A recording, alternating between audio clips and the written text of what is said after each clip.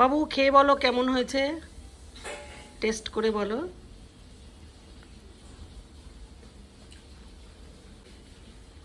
Thank you. নমস্কার বন্ধুরা, আজকে একটা ডিনার বা ব্রেকফাস্টের রেসিপি নিয়ে চলে এসেছি। এই রকমভাবে আমি ছোট ছোট করে ভাজা করে নিয়েছি, আর এটা হচ্ছে চাটনি। চলুন রেসিপিটা দেখে নিই।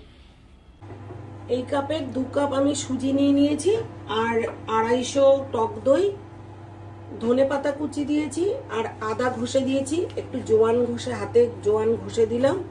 এরপরে দিয়ে দেব গাজর কুচি, সবুজ ক্যাপসিকাম, লাল ক্যাপসিকাম এবং হলুদ ক্যাপসিকাম কুচি এর মধ্যে দিয়ে ভালো করে মিশিয়ে নেব। আর দিয়ে দেবো 1 চামচ লবণ। আমি কিন্তু আগেই 1/2 চামচের একটু বেশি লবণ দিয়ে দিয়েছি, আবারও আমি একটু লবণ দিয়ে দেবো। এর মধ্যে হলুদ দিলেও দিতে পারেন, বাট আমি দেব না। এইভাবে দিয়ে ভালো করে এটা মিশিয়ে নেব। অল্প একটু জল যদি দরকার পড়ে দেব, নাহলে এইভাবেই মিশিয়ে নেব। পুরো সবজিটার সাথে মিশিয়ে আমি মিনিট 5 রেখে দেব। আগে কিন্তু আমি প্রায় ঘন্টাখানেক এই টক দইয়ের সাথে মিশিয়ে রেখে দিয়েছিলাম। এবার তাওয়ায় তেল গরম করে আমি এরকম ছোট ছোট করে তাওয়ার মধ্যে 2-3টে করে দিয়ে দেবো, 2-3 জায়গায়। একদম তেল, হালকা তেল দিয়ে এগুলোকে ফ্রাই করে তুলে নেব।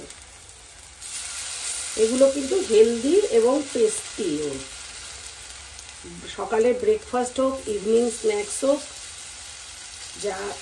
যেই টাইমেই হোক, খাওয়াও ভালো, খেতেও ভালো। 1 পিঠ হলে আমি আর 1 পিঠ করে নেব। এটা দিয়ে আমি একটু ঢাকা দিয়ে দিচ্ছি। 1 পিঠ হয়ে গেছে ভাজা, এইভাবে 1 পিঠ উল্টে দিয়ে দেবো। প্রত্যেকটা এইভাবে উল্টে উল্টে একটু ভেজে নেব। একটা মিক্সির বাটিতে 1 কর মতন আদা, 2টো কাঁচা লঙ্কা, 1 মুঠ ছোলার ডাল ভাজা, আর 1 মুঠ বাদাম ভাজা নিয়ে নিয়েছি।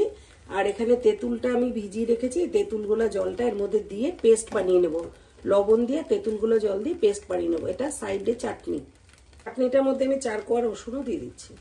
এইভাবে করে ভেজে তুলে নেব। আমার চাটনিটা কমপ্লিট হয়ে গেছে। এর মধ্যে শুধু একটু তড়কা লাগাবো, মানে ফোড়ন দেব, কারি পাতা আর সর্ষে এবং শুকনো লঙ্কা। ব্যাস, চাটনিটার মধ্যে কিন্তু ফোড়ন দেওয়া হয়ে গেছে। এবার আমার চাটনিটাও রেডি।